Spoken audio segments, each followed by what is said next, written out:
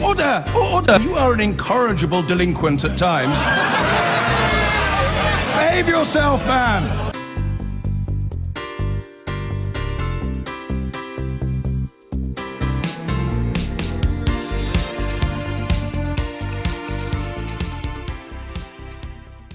Now, when the Brexit negotiation gets going, we may hear more about a man called Guy Verhofstadt. He's a member of the European Parliament and has been picked as that Parliament's Brexit frontman. He's a former Belgian Prime Minister as well and has just written a book about the EU. It's called Europe's Last Chance. Now, you need to hand it to him. He doesn't mince his words or speak in bureaucratic language. He's direct. Here he is in the Parliament attacking one of our MEPs back in 2012. Mr Farage has the whole morning talked about salaries and biggest waste of money. Well, you know, colleagues, what I think is the biggest waste of money in the European Union of today, there's a salary we are paying to Mr Farage. That is the biggest waste of money. Oh no, Mr Farage, let's be honest about it. You are a member of the Fishery Committee, for example, and you're never there. Never. In 2011, no attendance. In 2012, no attendance. It's fantastic what you're doing. You're coming here saying it's a scandal, the salaries that are being paid, and you pay yourself a salary without doing any labor in your own committee. That's the reality of the European Union today. Guy Verhofstadt, well, his book is everything that Eurosceptics have feared about the EU. It's an unembarrassed call for a proper US-like federal European Union. Almost countercultural these days, partly because many are thinking the nation-state is reasserting itself as the unit that people feel an allegiance to, and also because his call to make the EU more like the US is coming at a time when many think the US is far from a perfect model. Well, Guy Verhofstadt is with me. A very good evening to you. What do you think when you see Theresa May and Trump? What did you think on Friday when you saw them standing together? Did it make you feel Britain has good choices outside of the EU? Well, what was in any way depressive, in my point of view, was what Trump said about the European Union. He said, oh yeah, I think that other countries will go out of the European Union, that the European Union will further disintegrate. And so I think that Europe for the moment is squeezed between a populist president in America, who wants the disintegration of the Union, and an autocrat at the other side, Vladimir Putin, who want also to divide Europe. And on top of that we have the political radical Islam. So I think that Europe for the moment has an existential, we live an existential moment for the European Union. But you mentioned three threats, the Islamists, the Putin and Trump. You didn't mention the threat, which is that the public in Europe are voting all over the place for people who are, if not fascist, are flirting with it. I mean, in Austria, what, 46% for the candidate I agree with you. Nationalism, populism is on the rise. It's the threat inside Europe that you should be worrying about, not Trump or the... I think that we can face this, that we can find a solution for that by coming forward with a real vision. A vision for the future for the European Union. The reason why people are falling into the trap of nationalism, populism, is because there are no political leaders in Europe for the moment showing the way forward, saying, look, if we want to really solve the problem of the migration crisis, the refugee flow, the economic fallout of the financial crisis, the geopolitical weakness of Europe, we need a more united Europe and not a divided Europe or a disintegrating Europe. Because, let's be honest, you say, yeah, nation and nationalism. How should nationalism solve the problems that we are facing today in Europe? Climate change, should it be solved by nationalism? No, or, for example, the migration flow by nationalism? Is that the way? This is a very basic issue. But when people the issue of the it's book. all in the book. When people in Germany say "we," do they mean Europeans or Germans? Or when people in Italy say "we," who they mean Italians? They don't mean Europeans. No, certainly in the UK, it's probably only in Belgium where you come from. No, I don't think so. I receive for the moment.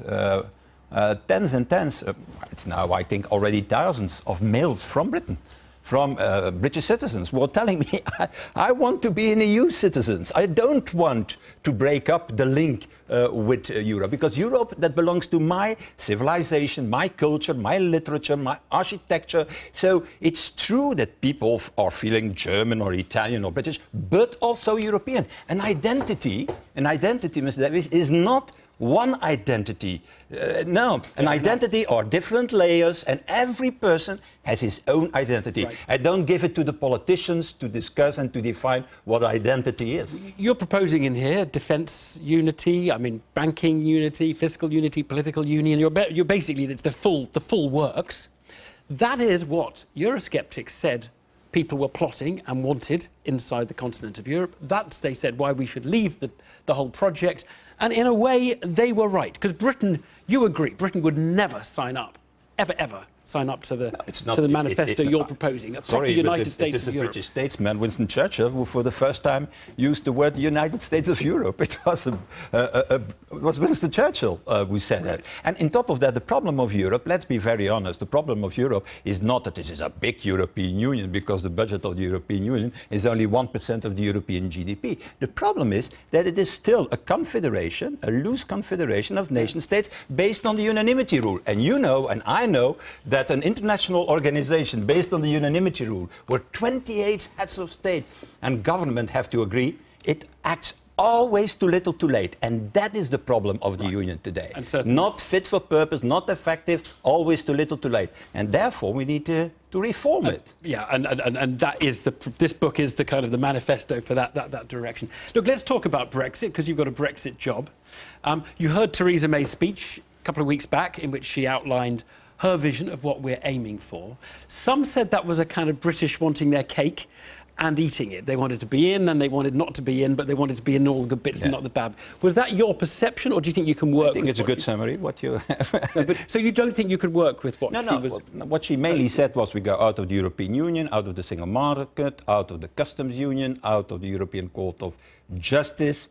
And then, maybe we could have this European program that interests us, or that will not work naturally, because you cannot pick and choose. Why not? Because it is in your interest to let us cooperate with you. Why wouldn't you? No, my idea was a totally different one. I was against Brexit. I thought that even the best solution should be that Britain is still part of the single market, not only for us, but in the main interest of the British industry, British economy, and the British workers. Let's just take a very specific one, the customs union. She said, we'll leave the customs union, but we would like to have, for example, a particular deal for the car industry, so that supply chains can operate. Sorry. Now, will that work or not? No, I don't think that you can do that. That is what I call a pick and choose policy. That is saying, okay, we go out of every European cooperation, and then I take the very interesting parts for us, without taking also the obligations, without also the payments that are necessary for that. So I don't think that will work.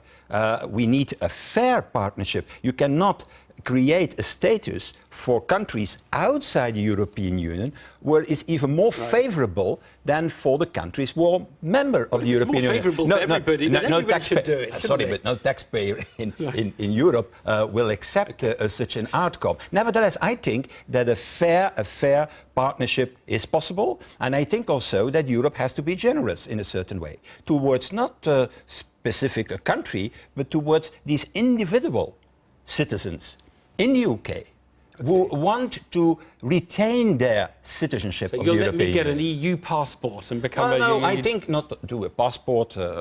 We know what passport means today. No, what I'm thinking about is that maybe some advantages of the European citizens could be kept for those people in the UK who want to have them in the future. And that is a generous offer, I think. Okay. It's my personal opinion. It's not the opinion of the European Parliament for the moment, and not of the negotiators.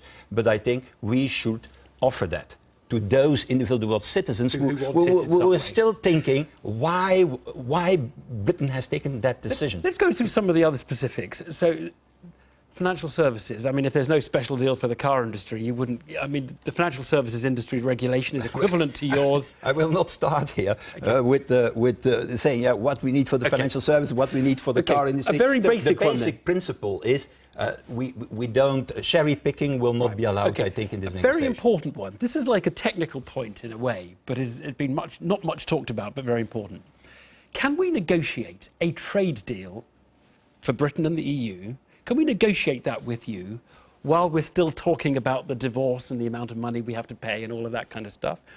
Or do we have to settle all the details of the divorce first and then talk about trade? Well, the treaty is very clear on this. You take Article 50 of the treaty, and it's indicating what needs to be done. And the treaty says two things. First of all, a withdrawal agreement needs to be agreed, and that in the light of the future relationship and partnership with the UK. So you need also to have already at that moment a broad idea of what will be the future relationship. That's exactly what the treaty says. So talks or informal talks can go on both tracks during the 2 years. Yeah, but you cannot really conclude on even a framework of the future relationship if, first of all, you have not the withdrawal agreement. There, the treaty, Article 50, is very clear. And for the moment, let's be honest, we are not in that stage. We are waiting, in fact, for the triggering of Article 50 by the end of March, and then only, I think, by the end of May, beginning of June, we can start the negotiations. But people have been saying, from the European side, Britain has to pay 60 billion euros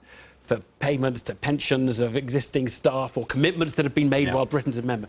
Is that serious? Is that well, serious? the only thing what I know is that the outstanding commitments now and the future outstanding commitments before Britain will leave the European Union in total will be around 600 billion of euro.